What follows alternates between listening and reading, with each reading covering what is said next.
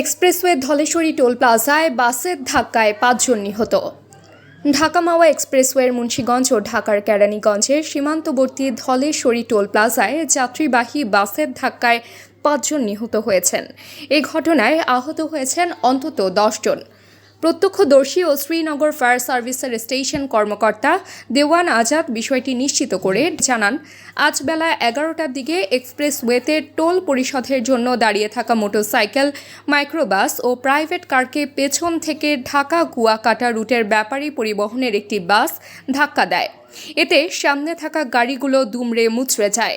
এ সময় প্রাইভেট কারের ভেতরে আটকা পড়ে ঘটনাস্থলেই নিহত হন একজন। বাকিদের ঢাকা নেওয়ার পথে মৃত্যু হয় বলে জানান ফায়ার সার্ভিসের এই কর্মকর্তা।